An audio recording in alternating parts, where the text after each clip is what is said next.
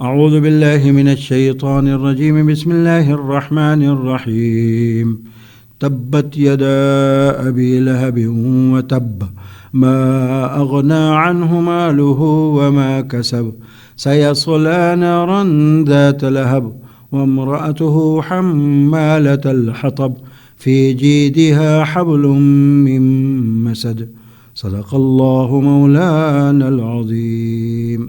آیتوں کے ترجمے سے پہلے چند الفاظ کے معنی سماعت فرمائیں۔ تبت برباد ہو گیا، ما اغنا اس نے کوئی فائدہ نہیں دیا، وہ کام نہیں آیا، کسبا اس نے کمایا، جیدہا اس کی گردن، مسد مونچھ۔ اب آیتوں کا ترجمہ سماعت فرمائیں۔ ہاتھ ابو لہب کے برباد ہوں اور وہ خود برباد ہو چکا ہے، اس کی دولت اور اس نے جو کمائی کی تھی وہ اس کے کچھ کام نہیں آئی، وہ بھڑکتے شعلوں والی آگ میں داخل ہوگا، اور اس کی بیوی بھی لکڑیاں ڈھوتی ہوئی اپنی گردن میں مونجھ کی رسی لیے ہوئے۔ سامعین محترم، آج آپ نے سورۃ اللہب کا ترجمہ سماعت فرمایا ہے۔ اس سورت میں 5 آیات ہیں، اور چونکہ اس میں حضور اکرم صلی اللہ علیہ وسلم کے سوتیلے چچا ابو لہب کی اسلام دشمنی کا تذکرہ ہے، اس لیے اس کا نام علامتی طور پر سورۃ اللہب رکھا گیا ہے۔ یہ سورت مکی ہے اور اسلام کے بالکل ابتدائی دور میں نازل ہوئی ہے۔ اس آیت کے نزول کا سبب، اس سورت کے نزول کا سبب یہ بیان کیا گیا ہے کہ جب حضرت صلی اللہ علیہ وسلم پر آیت وَأَنذِرْ عَشِيرَتَكَ الْأَقْرَبِينَ نازل ہوئی، جس میں حکم دیا گیا کہ آپ اپنے قریبی عزیز رشتہ داروں کو اللہ کے عذاب سے ڈرائیے، تو آپ صلی اللہ علیہ وسلم نے صفا پہاڑی پر چڑھ کر تمام قبائل قریش کو نام لے کر پکارا۔ جب سب جمع ہو گئے تو آپ نے فرمایا کہ اگر میں تم کو یہ خبر دوں کہ اس پہاڑ کے دوسری طرف دشمن موجود ہے جو تم پر حملہ کرنا چاہتا ہے، تو کیا تم میری بات کو سچ مانو گے؟ سب نے بیک زبان کہا، بلا شبہ ہم یقیناً آپ کی بات کا اعتبار کریں گے، کیونکہ آپ ہم سب میں بڑھ کر سچے ہیں۔ اس کے بعد آپ صلی اللہ علیہ وسلم نے سب پر اسلام کی دعوت پیش کی اور فرمایا کہ لوگو، میں تم کو ایک آنے والے سخت عذاب سے ڈرانے والا ہوں، تم سب نجات کا راستہ اختیار کر لو اور اپنے بچاؤ کی تدبیر کر لو، میں تم کو کھلم کھلا خبردار کرنے والا ہوں۔ ابو لہب یہ سن کر آگ بگولا ہو گیا اور انتہائی مخالفانہ انداز میں اپنے دونوں ہاتھ جھٹک کر بولا، تبّل لک سائر الیوم الہذا جمعتنا، یعنی نعوذ باللہ، تم برباد ہو جاؤ، کیا ہم کو اسی بات کے لیے جمع کیا تھا؟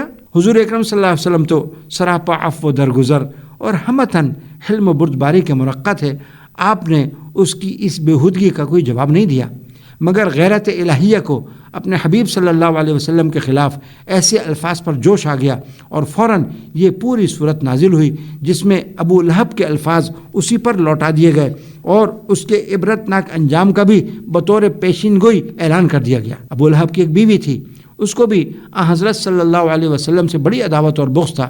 یہ بدبخت جنگل سے کانٹے جمع کر کے لاتی اور حضرت صلی اللہ علیہ وسلم کے راستے میں بچھا دیا کرتی تھی، تاکہ اندھیرے میں آپ اس راستے پر تشریف لائیں تو آپ کو کانٹے لگیں اور اذیت ہو۔ اس صورت میں اس بدبخت عورت کا بھی عبرتناک انجام بتا دیا گیا۔ اب صورت کی تفسیر سماعت فرمائیں کہ پہلی آیت میں ارشاد ہے تبت یدا ابی لہب وتب۔ اس میں مضمون ہے کہ ابو لہب نے حضرت صلی اللہ علیہ وسلم کی شان میں جو بیہودہ الفاظ استعمال کیے وہ اسی پر لوٹا دیے جاتے ہیں۔ ابو لہب کے ہاتھ ٹوٹ جائیں، وہ برباد ہو جائے، اور یہ جو ہاتھ جھٹک جھٹک کر باتیں بناتا ہے اور اپنی قوت و دولت کے نشے میں پیغمبر علیہ الصلاۃ والسلام پر زبان درازی کرتا ہے، تو وہ سمجھ لے کہ خود اس کے ہاتھ ٹوٹ چکے ہیں، اس کی حق دبانے کی تمام سازشیں برباد ہو چکی ہیں، اس کی سرداری ہمیشہ کے لیے ملیا میٹ ہو گئی ہے۔ گویا اس میں حضور اکرم صلی اللہ علیہ وسلم اور مسلمانوں کے لیے تسلی بخش پیشین گوئی ہے، اگرچہ اس وقت اس نالائق کی اسلام کے خلاف اور پیغمبر علیہ الصلاۃ والسلام کے خلاف شرارتیں حد سے بڑھی ہوئی ہیں اور اس کی مخالفت سخت معلوم ہوتی ہے، مگر آپ مطمئن رہیں، اس کا سارا زور ٹوٹنے والا ہے، اس کا غرور خاک میں ملنے والا ہے۔ چنانچہ کچھ عرصے کے بعد ہی یہ پیشین گوئی پوری ہو گئی۔ ابو لہب کے تعاون کا پھوڑا نکلا۔ گھر والوں نے اس ڈر سے کہ یہ بیماری ان کو نہ لگ جائے اس کو الگ ڈال دیا، جہاں پڑے پڑے وہ مر گیا، اور 3 دن تک اس کی لاش کو کوئی ہاتھ لگانے کو تیار نہ تھا۔ بالآخر گھر والوں نے چند حبشی مزدوروں سے گھڑا کھدوایا اور لکڑیوں سے اس کی لاش کو دھکیل کر گڑھے میں دبا دیا۔ اگلی آیت میں مضمون ہے کہ اس کو اپنے مال و منصب پر بڑا بھروسہ ہے، مگر یہ اس کے نہ دنیا میں کام آئے نہ آخرت کے عذاب سے اس کو بچا سکیں گے۔ اس کے بعد فرمایا سیصلی نارا ذات لہب وامرأتہ، عن قریب یہ اور اس کی بیوی ایک دہکتی ہوئی شعلہ زن آگ میں ڈال دیے جائیں گے۔ آخری 2 آیتوں میں فرمایا کہ اس کی ناہنجار بیوی جو خود جنگل سے کانٹے لا کر راستے میں بچھاتی ہے، اس کے گلے میں اسی لکڑی کے گٹھڑ کی رسی پھانسی کا پھندا بن جائے گی، اور قیامت کے دن اس کے گلے میں جہنم کے طوق پڑے ہوں گے۔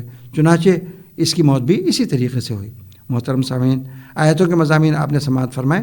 اللہ پاک ہمیں قرآن کریم سے سچی اور پکی وابستگی اور تعلق عطا فرمائے۔ آمین۔ وما علینا الا البلاغ۔